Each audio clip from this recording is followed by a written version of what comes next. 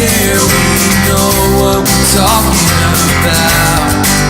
Matt Gibbs in the guys over at Sunrise Automotive will treat you right. Will treat you right.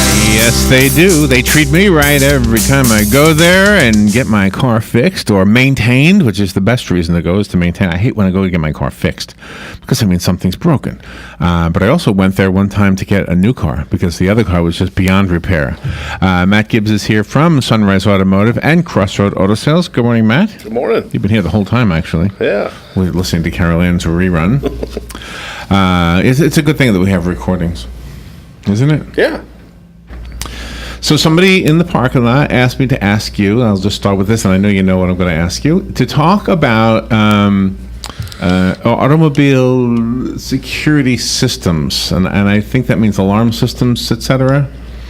So I guess third party or something like that. So, in other words, something that doesn't come with the car, something you can install later on. Do you do this, and are there better ones and worse ones? I do it. I try to.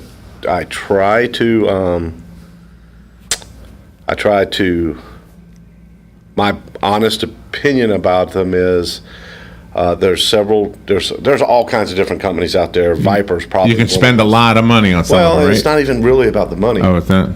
A lot of the manufacturers, if they have a drivability issue, something's not running right on their car, they bring it in and say my car is not acting right, and let's say during our diagnostic process I want to check, and one of the things that we do is we punch up TSBs, which are technical service bulletins. If there's nothing obvious, then we kind of say, okay, it could be a programming issue, it could be a computer issue.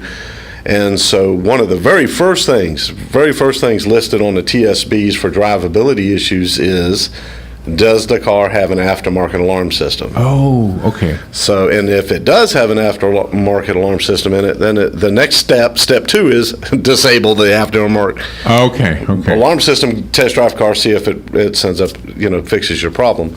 And so you have to be it's very, very crucial, the installation of one of these alarm systems. Oh, they can actually affect the way the engine runs. So is there a way to know in advance if it's compatible or not? It depends on what kind of company you got. Where are they asking you to tie into? In other words, if you're reading the installation manual and it's telling you to go into the computer, the modules, right. Is it going to be something that's taking away spark? Is it something that's going to be taking away fuel? How is it taking it away? You wouldn't think that, huh? And so I guess you would. I wouldn't think it, but I mean, I'm imagining that it's no different than hooking up a CB radio. You just plug it into the. Oh no! It's a lot more than that, huh? Yeah. So what is it? What kind of? All right, what are the features? Like, aside from blowing the horn, what do they do? Well, I mean, some of them have fobs, so a lot of cars have your fob right. to unlock and lock your doors. Right. So some of the aftermarket alarm companies, you take your factory fob and put it on the shelf, and now this alarm system is going to take over what the factory did do. But here's the thing. Most of the cars out there today come with a factory security system.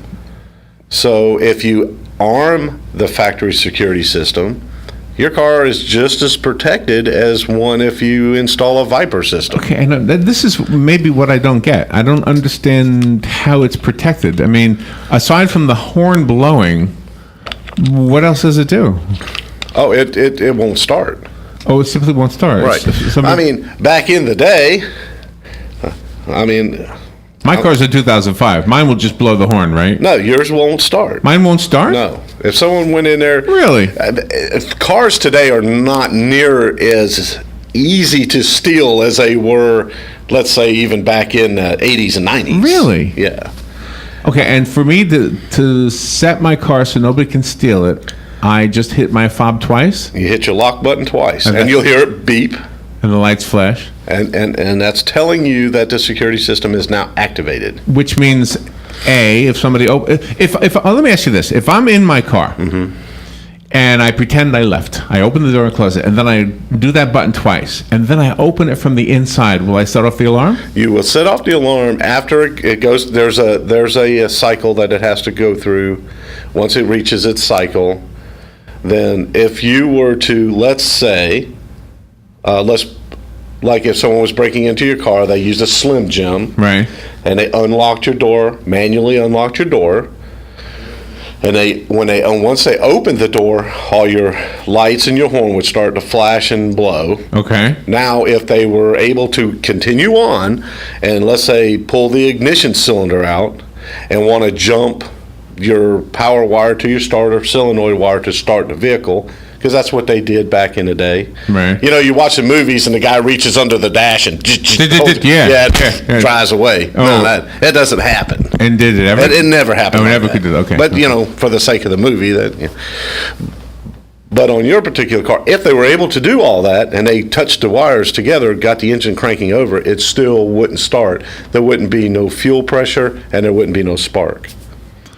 So there's no spark going to your spark plugs, and there's no fuel pump. How is it possible that cars are even stolen today? It was what, 5 Volkswagens stolen from the Volkswagen dealership? Yeah, they broke in and stole the keys. You got keys to the car. We can go on down the road then, brother. Okay, all right. Yeah. So if a car is stolen nowadays, it's because somebody has a key. Somebody either has a key or somebody. There are some computer geeks out there that can maybe. Plug into the. Well, I'm safe. Nobody's going to steal mine. I don't think. You just never know. You never know. But if I only hit it once, they could steal my car. They could steal your car, but I'm telling you, it's not as simple as to take the car without a key. Is not as easy as you think. If you have a question, by the way, and I don't know if the gentleman who asked me to ask you is listening, because I don't know what else to ask about this. The only thing I guess I don't quite understand is why do some cost more than others? What do they actually do that the cheaper ones don't do, or that the factory one doesn't do? Well, some of them have, some of the alarm systems, some of the security systems, you can get a basic security system that just will just blow the horn. You know, it's not disabling or interrupting start or fuel. I wouldn't want that. Well, you have that already. It already came with your vehicle. Right. Why would you want to put another one? So could it ever backfire? In other words, could it break? This is the problem. Okay, this is the problem that I run into more than any other problem with aftermarket alarm systems. Okay. Is this. Is mine aftermarket or mine? No, yours is factory. Okay.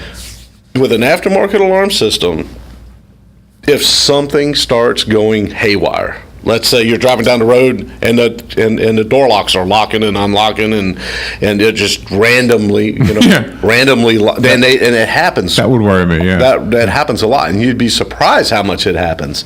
Or you go to start the car and it won't start, and you got to sit there and wait and jiggle and keep starting, and finally it starts up. The module and the wiring that you've just installed into the car is not a factory thing. So therefore, now you have to go back to the company, and let's say one of the modules or one of the motion sensors or tamper sensors they have sensors. Some of them have sensors that are hidden up under the dash, and if you push on the car or the weight changes, that will also set off an alarm.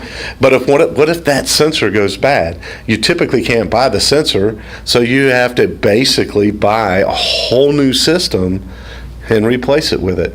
I take them out more. I would say 1,000 to 1. Really? I'll take out 1,000 security systems to install one. All right. Well, if you're looking to improve the security of your car, go to Matt. Maybe you have a system in there that's already good enough. You know, one of the biggest deterrents is the club. You remember the old club thing that you put on your steering wheel? Yes. If someone's walking through a parking lot, they're wanting to. Here's the other thing. I don't even see those ads anymore. Do they still sell them? They still sell stuff like that. Yeah. A deterrent. They just look at it and say, you know what? This ain't worth it. 90% of the issues that I see is people is not really wanting to steal the car. They just want to steal what's inside the car. Yeah. That's where the majority of the theft stuff comes. So if you arm your factory security system, or if you install an aftermarket security system that blows horns and turns on lights and all that kind of stuff, that's the biggest deterrent, because people mostly want to get what you have. Oh my gosh! I have a question. The phone lines are open if you want to ask Matt a question about this or anything. By the way, we've got a good 15 minutes left in the show, but we've got a break right now. Let's take that break, and we'll be right back. The weather is brought to you by myfwc.com. Safe boating is no accidents. Variable cloudiness and humid on this Tuesday with a couple of showers and heavy thunderstorms in the area. Watch for flash flooding. The high 82 to 86. Partly to mostly cloudy Tuesday night with a couple of showers and a thunderstorm. Low 73 to 77. Times of clouds and sun Wednesday with a shower and thunderstorm or two, especially during the afternoon hours, high 85 to 89. From the Florida Weather Center, I'm meteorologist Joe Lundberg.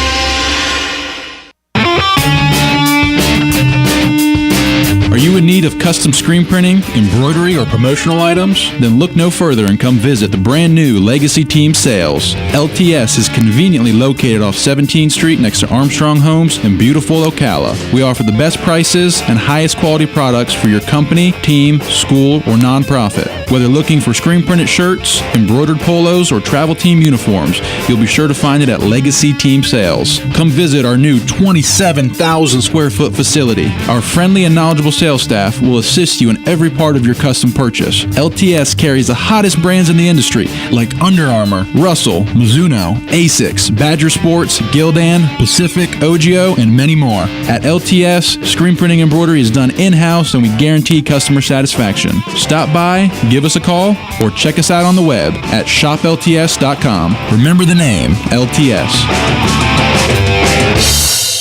There are only a few things in life that you can be certain will always be around: death, taxes, the pursuit of happiness, and computers. As they continue to advance at an epic pace, the one absolute certainty about them is that they'll break. It's not an if, it's a when.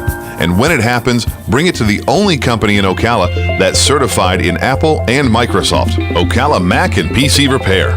They even offer on-site computer repair service, so they come to you. And if you do drop it off, you can check your repair status online. Ocala Mac and PC Repair is a family-owned and operated company that can do everything from mobile repair to wireless networks, fixing viruses, data recovery, even building and installing new systems. Visit online at ocalamacpc.com. In person, 1713 East Silver Springs Boulevard, or give them a call, 352-566-8324. That's 352-566-8324. Ocala Mac and PC Repair.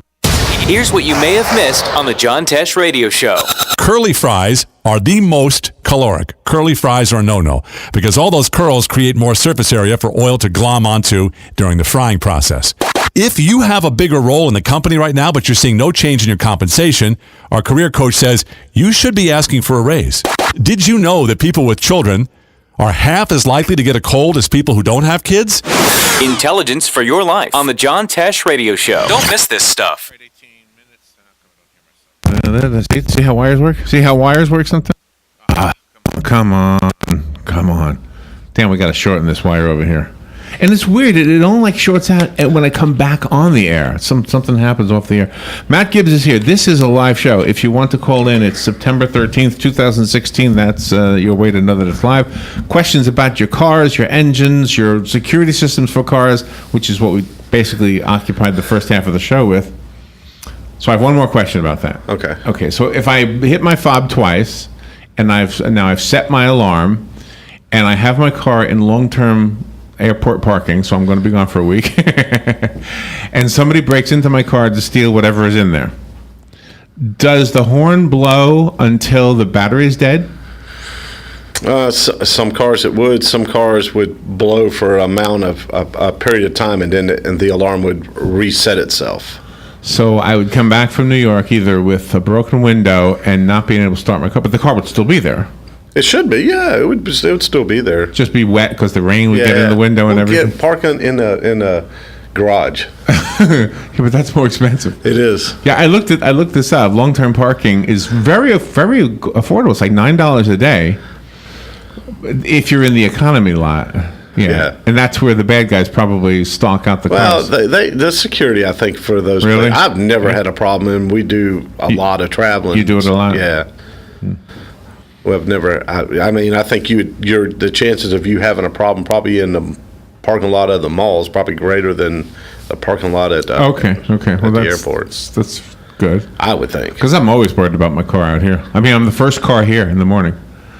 And sometimes this morning there was a car out there. So He might have been waiting for you. I'll check your car out when I go back to mine. I parked right next to you. Did you? Yeah. All right, so we're talking about cars, and so I'm not going anywhere. I'm flying. My brother recently moved from Sarasota to Oregon. Wow. And so he and his wife, they had 2 trailers they were pulling, and gosh, that's a long way you have to know your car stuff to do that. I mean, you have to know what you're doing, right? Yeah, well, that's a long haul right there. That's about as far as you can go. That's about it. Maybe Alaska, and a little bit farther. So what is it with cars these days? They're not putting spare tires in them? I read something about this, too. Yeah, some of the cars don't have spare. They give you a little pump. They give you this little inflatable. What? Why? What? Oh, in a donut. Well, some of them don't have spare tires at all. Some of them come with this flat spare tire with a can of juice to juice up the spare tire because there's just no room. I mean, stop and think about it.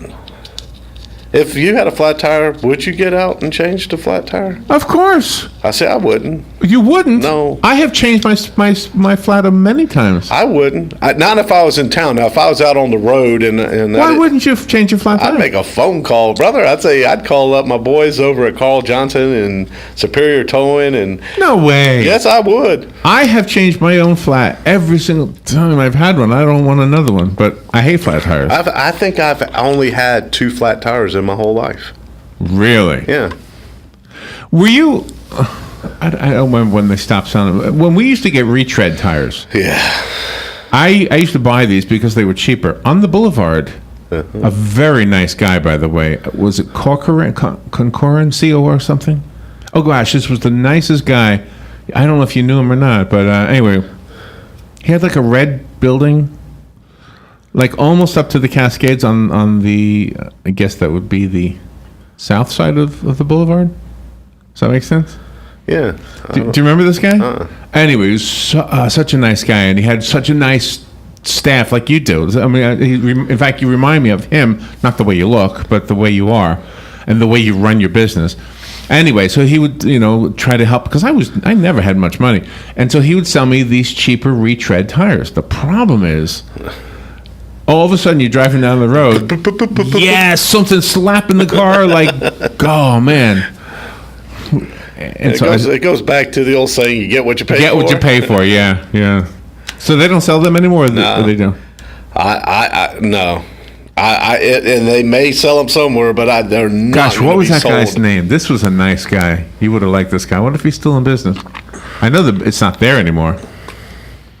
Anyway, so he had strict rules. You couldn't curse in his store. His employees couldn't curse. They had to be very careful about their words. Yeah, and that's a good thing. It was a very good thing. Yeah. It was very, very, very customer friendly. Yes. Yeah. You got to make it. We've noticed over the years that the majority of people that come and especially sit and wait and stuff are women. So you got to make. I would want somebody's wife to feel comfortable coming to a garage. Oh, and they will. If I can make a recommendation, yes, absolutely. And so I don't let the girly calendars hang up in the shop, and I just don't allow those kind of things. You have a Jesus picture in your lobby. Yes. Jesus holding up a young man, right? Yes. Am I thinking right? Yes. Yeah. Yes. You thought perfectly. And you have a self-service coffee thing. Yes. Which I'm never there long enough. One of these days I'm going to sit there. You don't have to. You can make a cup of coffee on your way out the door. And then leave? Yeah. Yeah, I guess I could. I don't like to take advantage. I got the Keurig. We got different flavors. It is the best coffee, though. Normally, when you get your tires changed at other places, the coffee's been sitting there like 3 hours. That's what we used to do all the time. I don't drink coffee. I've never had a cup of coffee. So you don't know what old coffee tastes like? No, but it's horrible. I could see it on the face of our customers. Right. Dan You know, once a guy takes a sip and his eyeballs roll out, I'm thinking that coffee's no good. What's Dan saying? Never. Never? No, Dan's in the other room saying, I've never had a cup of coffee. Because I love the way it smells. I love it when people get a cup of coffee because I can smell it. That's right. Yes. The smell. Do you want to put the mic on? Do you want me to put the mic on? Look at this. See it just see my mic? Looks. It's Larry's mic. I need a mechanic here for this. So anyway, but I love the way it smells when it's brewing. It smells so great, and then you put it to your lips. It's like, what happened to the smell? It went away. This is disgusting. This is some nasty stuff. That's actually funny. Do you know? I don't know how many people are going to relate to this. This has got to be a city boy thing. When I first moved to Florida, I actually missed the city because I grew up in the city. Right. When I would smell diesel fumes, it was like, oh my gosh, I love that smell. And I haven't really lived in that environment in a long, long time. But I'm going back next month, right, with Alex, my son. So the other day, there was a semi parked back here, and I smelled it again, and I said, oh man, there's that smell. I love that smell. Isn't that funny? It's very bad for your health, those fumes, but it just smells good to me. So that's what you think of when you go into a city, is smelling diesel fumes? No, but when I'm away from the city, smelling it reminds me of the city. Okay, I got you. I know. Yeah. So you're going to go to New York? Are you going to Manhattan, New York City? Yeah, we're going to Times Square. I mean, Times Square, right. Yes. But okay. See, I want to go to Times Square because there's a Walgreens there. There was never a Walgreens there when I was a kid. Oh, my God. I'd go there for Walgreens. I hate to tell you what was there when I was a kid, but I think you might know. I can imagine. But they cleaned all that up. But I was a patron back in those days. Oh my gosh! And you know what? I used to drive in the city too, and it never was a problem. Now I guess it's people. I'm actually not that good at it anymore. I think my driving skills became different when you're in the country here. Yeah, I mean, you won't hit a cow probably. You probably will not hit a cow in New York City. Unless it's a Chick-fil-A cow. Or one of those character cows. All right, so if I set my alarm on my car, then the worst that can happen is somebody breaks a window and steals my lottery tickets that are worth nothing. Well, I mean, the worst that could happen, I mean, we could think of things worse than that, but the probability of something more than that happening, or you're good to go. So you just hit the fob twice. That's it. You're done. Lock it again. That's it. Get on the plane and don't worry about it. That's it. You don't have to worry. Now, just to go back to that security topic again, do some of the security systems have like remote viewing? Do some people go to that extreme? Like I want to see my car. There's probably that technology, and I wouldn't be a bit surprised if some people don't have that kind of, like with our cars. When I finance a car, I put in a tracker. I could be in New York City. I can track, and I can. You have one on my car, don't you? Yeah. So you knew if I stole the car when I. Yeah. See, there's your security. Someone steals your car, you call me up. I punch it up on my computer, and I tell the cops right where it's at. Do you really have that on my car? No. Okay. I think no. You can keep it on there. I'm fine with you knowing where I am. No, I don't think yours has it. I did have a situation a couple weeks ago where one of our customers turned up missing. And my mom had called me and talked to me about this person, and I said, well, you know what? I got a tracker on the car. So I should have told her that at like 7 o'clock at night, not at 10 o'clock at night, because the sheriff's department calls me at 11 o'clock at night saying, hey, could you track this thing? So we went down to the shop and everything, and we found a car. You found him? We found her. We found the car. Oh, okay. And then from where the car was, they were able to find that's the awesome. person. See, I love that. So it actually did something other than just. So what would it take for you to put it back on my car? You took it off when I bought it? Is that what you did? No, I took it off because you paid cash for it. Okay, but could you put it back on? I can. Just in case. I don't know who would steal my car. Yeah, I can tell you. I can tell you where it's at. So when we went to Chattanooga, you could see where we were. I could if I tracked it. Wow. Go to see Matt. Matt is going to be honest with you. He knows his stuff. He's going to be fair with you as far as the price is concerned, and quick. I've never had my car there more than a day. Except for when we hit the count, which and then I left it there. Matt, what's your phone number? My phone number is 352-690-1993. Thank you, Matt. You're welcome. We'll be right back. Fox News Radio, I'm Lillian Wu. Hillary Clinton says she's eager to get back on the campaign trail after what she says is a bout with pneumonia, also pushing back at questions about her health, speaking to CNN. You've got a medical report on me that meets the same standard as Mitt Romney and Barack Obama. Trump is going on Dr. Oz on Thursday to release results of recent medical tests and to talk about his health regimen. Fox Radio's Rachel Sutherland, a judge confirming